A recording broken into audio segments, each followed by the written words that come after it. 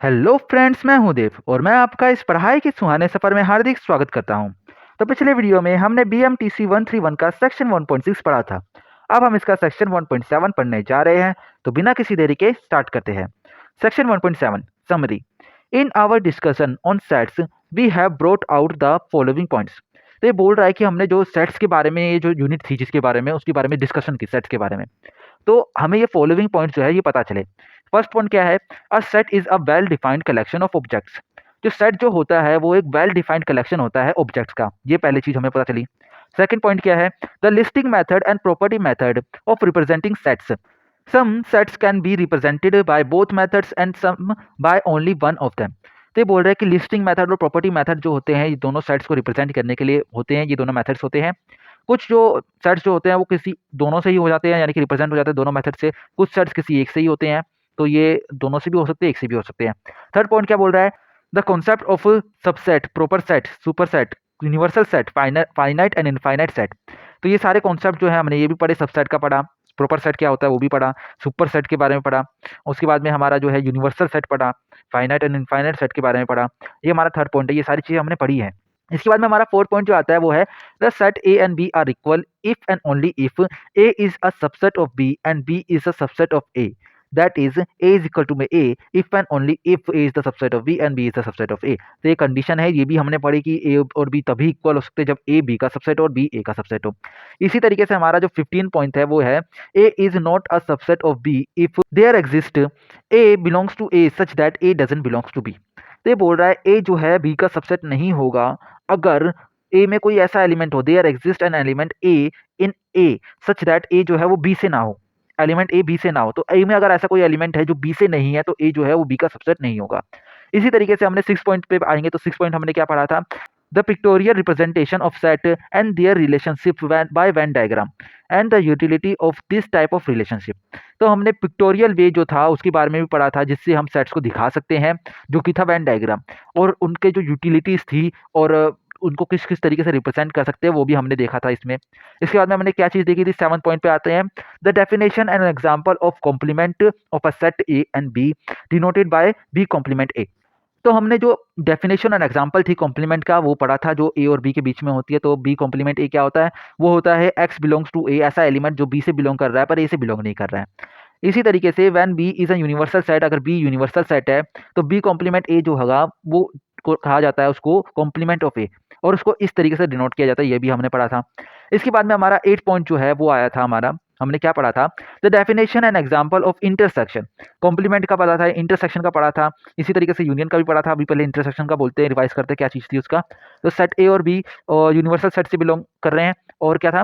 Denoted by A intersection B. तो A intersection B को इस तरीके से डिनोट किया जाता है। इसको बोलेंगे एक्स जो है एक एलिमेंट है जो यूनिवर्सल सेट से बिलोंग कर रहा है, सच दैट एक्स जो है वो ए से भी बिलोंग कर रहा है और एक्स जो है वो सेट बी से भी बिलोंग कर रहा है। तो इन दोनों सेट से वो बिलोंग कर रहा है। ये इसकी थी डेफिनेशन।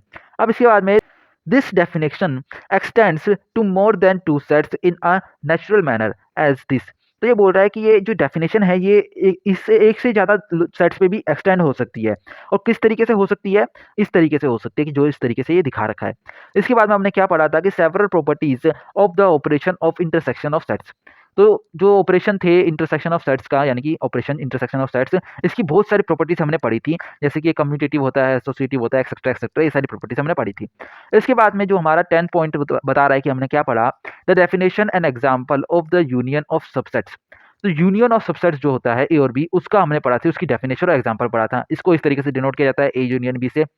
ए यूनियन बी क्या होता है? ये होता है x belongs to U such that x जो है वो ए से बिलोंग कर रहा है या फिर एक्स जो है वो बी से बिलोंग कर रहा है। ये इन दोनों में से जो इस तरीके से इसको दिखाया जाता है। तो इसका मतलब ये हुआ कि डेफिनेशन जो है ये, इसको हम एक से ज़्यादा से भी एक्सटेंड कर सकते हैं। और इसको हम किस तरीके से एक्सटेंड कर सकते हैं? जिस तरीके से हमने इंटरसेक्शन को किया था, सेम टू सेम उसी तरीके से। अब यहाँ पे आपको एक बार और मैं रिवाइज करा दूं कि यूनियन में आपका एंड लगता है, यानी कि इंटरसेक्शन में एंड लगता है, यूनियन में और लगता है। ठीक है, तो ये आप नोट करिएगा, ये याद रखना है। ओके, अब इसके बाद में 11 पॉइंट हमारा आता है several properties of the operation of union of sets. तो ऑपरेशन जो था हमारा यूनियन ऑफ सेट्स, उसकी हमने बहुत सारी प्रॉपर्टीज पढ़ी थी कि एसोसिएटिव है और एक्सेट्रा एक्सेट्रा, ये सारी प्रॉपर्टीज हमने पढ़ी थी। इसके बाद में हमने क्या पढ़ा था? The definition and example of Cartesian product of sets A and B denoted by A cross B. तो हमने कार्टेशियन प्रोडक्ट के बारे में पढ़ा था जिसको हम डिनोट करते हैं ए क्रॉस बी से। ए क्रॉस बी क्या होता है? ये ऐसा एलिमेंट होता है जो कि पेयर में दिखाया जाता है, जैसे कि एक्स और वाई के रूप में। इस तरीके से एक्स जो है वो एलिमेंट ए से बिलोंग कर रहा है, जो कि पहला यहाँ पे दे रखा है, तो एक्स इससे बिलोंग करता है, और वाई जो है वो बी से बिलोंग करेगा। तो इस तरीके से इसको दिखाया जाता है। This definition extends to the Cartesian product of n sets as follows. ये जो डेफिनेशन है ये बहुत सारे प्रोडक्ट्स के लिए भी हो सकती है, यानी कि एन नंबर ऑफ सेट्स के कार्टेशियन प्रोडक्ट के लिए हो सकती है, और उसको इस तरीके से दिखाया जा सकता है। इसके बाद में हमने क्या पढ़ा था? Several properties of Cartesian product. जो कार्टेशियन प्रोडक्ट थी उसके हमने सेवरल प्रॉपर्टीज, बहुत सारी प्रॉपर्टीज पढ़ी थी। इसके बाद में हमने डिस्ट्रीब्यूटिव लॉ पढ़ा था, the statement and proof of distributive laws, जो कि फॉर एनी थ्री सेट्स, कोई से भी थ्री सेट्स के लिए कौन कौन से थे डिस्ट्रीब्यूटिव लॉ। एक तो था इंटरसेक्शन का डिस्ट्रीब्यूटिव लॉ, यूनियन का डिस्ट्रीब्यूटिव लॉ। इसके बाद में हमारा जो बचा ये क्रॉस प्रोडक्ट का भी डिस्ट्रीब्यूटिव लॉ था, जो यहाँ पे नहीं दे रखा है, पर उसको भी आप एक बार अगर जाएंगे वीडियो में तो देख सकते हैं, वरना आप देखेंगे तो क्रॉस प्रोडक्ट जो है यूनियन और इंटरसेक्शन के ऊपर डिस्ट्रीब्यूट हो जाता है। तो इसके बाद में आप देखेंगे कि जो हमारा 15 पॉइंट है वो जो हमने रिवाइज किया था वो था D Morgan's law. D Morgan's law क्या बोलता है कि अगर आपका एक यूनियन बी कॉम्प्लीमेंट है, टोटल ऊपर कॉम्प्लीमेंट है, तो अगर इसको हम अंदर खोलेंगे, इसको खोलेंगे तो ए के ऊपर कॉम्प्लीमेंट आ जाएगा, बी के ऊपर कॉम्प्लीमेंट आ जाएगा, और इसका साइन जो है वो बदल जाएगा, यानी कि यूनियन है तो इंटरसेक्शन हो जाएगा। इसी तरीके से अगर इंटरसेक्शन है तो यूनियन हो जाएगा। तो ये सारे हमने चीजें पढ़ी थी। Now we suggest that you go back to the objective given in section 1.1 and see if you have achieved them. अब ये बोल रहा है कि हमें जो है सेक्शन 1.1 के ऑब्जेक्टिव में जाना चाहिए, और ये हमें देखना चाहिए कि हमने जो सारे ऑब्जेक्टिव थे इस यूनिट को पढ़ने के वो सारे अचीव कर लिए कि नहीं कर लिए हैं। One way to check this is to solve all the exercises in the unit. एक जो तरीका है इसको चेक करने का, ये इस तरीके से कर सकते हैं कि हम जो सारी एक्सरसाइजेज जो हैं इस यूनिट की वो सारी एक्सरसाइजेज हम करें, और जो सोल्व कर ली होगी, जब सारी सोल्व हो जाएंगी तो हमने यानी कि ये सारे जो भी ऑब्जेक्टिव है वो अचीव कर लिए हैं। If you would like to know what our solution are, we have given them in the next section. अगर आपको कोई भी दिक्कत आ रही हो, आपको समझ में नहीं आ रहा और आपको हमारा सॉल्यूशन देखना है जो कि बोल रही है, तो आप नेक्स्ट सेक्शन में देख सकते हैं, जो कि है सेक्शन 1.8 सॉल्यूशन एंड आंसर। हमने ये सारे एक्सरसाइजेज कर ली हैं और इसके आंसर जो है हमने इधर से दिखाए थे। तो आप जो है सारे सेक्शन यानी कि आपने सारी एक्सरसाइजेज जो है वो कर ली है, but please do not look at them until you have tried to solve all the exercises on your own. तो ये बोल रहा है कि आप जो है जब तक इन आंसर्स पे ना आए, जब तक आप खुद उन एक्सरसाइजेज को ट्राई ना कर ले।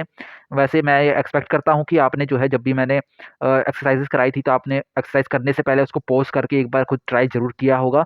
अगर नहीं किया है तो आगे से आप उसको ट्राई कर सकते हैं, पर जब भी क्वेश्चन आए, एक्सरसाइजेज आए, तो आप उसको पॉज करिए, एक बार ट्राई कीजिए, उसके बाद में आंसर, उसके बाद में आपको एकदम चालू करेंगे तो आंसर आ जाएगा। ओके, तो अब चलिए अब ऑब्जेक्टिव पे आते हैं। इसके objectives, after studying this unit you should be able to. तो ये क्या बोल रहा है कि इस यूनिट को पढ़ने के बाद में हमें क्या क्या आना चाहिए? Identify a set. हम सेट को आइडेंटिफाई कर सकते हैं, जी हाँ हम कर सकते हैं। सेट एक वेल डिफाइंड कलेक्शन होता है, हमें पता है। Describe sets by listing methods and property methods. हमने लिस्टिंग मेथड और प्रॉपर्टी मेथड जो है दोनों पढ़ लिए हैं, उनसे हम डिस्क्राइब भी कर सकते हैं। इसके बाद में give example of finite and infinite set. Finite और इनफाइनाइट सेट क्या होते हैं ये हमें पता है। फाइनाइट सेट लिमिटेड होते हैं, इनफाइनाइट जो है उसमें कोई लिमिट नहीं होती है, उसमें एलिमेंट्स बहुत सारे होते हैं और उनको काउंट नहीं किया जा सकता। इसके बाद में जो है फोर्थ पॉइंट जो बोल रहा है, ये बोल रहा है कि represent relationship between set and of by Venn diagram. तो हमें जो है रिलेशनशिप जो है सेट्स की वो वेन डायग्राम के द्वारा दिखानी है, जो कि हमने सीख लिया है कि किस तरीके से हम रिलेशनशिप है वेन डायग्राम के द्वारा दिखा सकते हैं। इसके बाद में हमारा बोल रहा है कि explain and apply the operation of complement intersection union Cartesian product on pairs of sets. तो हमने जो भी ये ऑपरेशंस थी ये सारे एक्सप्लेन भी कर दिया और अप्लाई भी कर दिया है। कॉम्प्लीमेंट इंटरसेक्शन हमें पता है कि कॉम्प्लीमेंट क्या होता है। कॉम्प्लीमेंट यानी कि ए कॉम्प्लीमेंट बी है तो एलिमेंट जो है वो ए से बिलोंग करेगा, बी से बिलोंग नहीं करेगा। इंटरसेक्शन में वो दोनों से बिलोंग करेगा। यूनियन में वो किसी एक से बिलोंग करना चाहिए। कार्टेशियन प्रोडक्ट में अलग सिस्टम होता है, उसमें ऑर्डर्ड पेयर आएंगे, ऑर्डर्ड पेयर के हिसाब से वो कार्टेशियन प्रोडक्ट बनता है। इसके बाद में ये बोल रहा है prove and apply basic results pertaining of this operations. हमें जो है प्रूफ और अप्लाई करना है, कुछ बेसिक रिजल्ट जो आते हैं इन ऑपरेशन से रिलेटेड उनको प्रूफ और अप्लाई करना है। और इसके बाद में ये बोल रहा है कि state proof and apply the distributive law pertaining this operations. तो इस ऑपरेशन से रिलेटेड जो हमारा डिस्ट्रीब्यूटिव लॉ है उसको हमें पहले तो स्टेट करना है कि डिस्ट्रीब्यूटिव लॉ क्या होता है, उसको प्रूफ करना है, उसको अप्लाई करना है। तो हमें पता है कि ये सारे लॉ क्या होते हैं कि कॉम्प्लीमेंट इंटरसेक्शन एक दूसरे के ऊपर डिस्ट्रीब्यूट हो जाते हैं, कार्टेशियन प्रोडक्ट के ऊपर भी डिस्ट्रीब्यूट हो जाते हैं। इसके बाद में हमारा जो आता है कि state proof and apply the De Morgan's law. इसके बाद में हमें स्टेट प्रूफ और अप्लाई करना था डी मॉर्गस लॉ को, तो हमने स्टेट भी किया है, प्रूफ भी किया है और अप्लाई भी किया है डी मॉर्गस लॉ को। तो यहाँ पे हमारा यूनिट 1 खत्म होता है। इसके बाद में हमारा आता है यूनिट 2 जो कि हम नेक्स्ट क्लास में पढ़ेंगे। तो आज के लिए इतना ही। अगर आपको कोई डाउट हो तो आप उसे कमेंट सेक्शन में लिख सकते हैं ताकि एक डिस्कशन स्टार्ट हो सके। और जो भी डाउट ज़्यादा पूछा जाएगा मैं उसके ऊपर वीडियो भी बनाऊंगा। So put your doubts in the comment section below and I am looking forward to studying with you again. तो see you in the next video. Bye bye.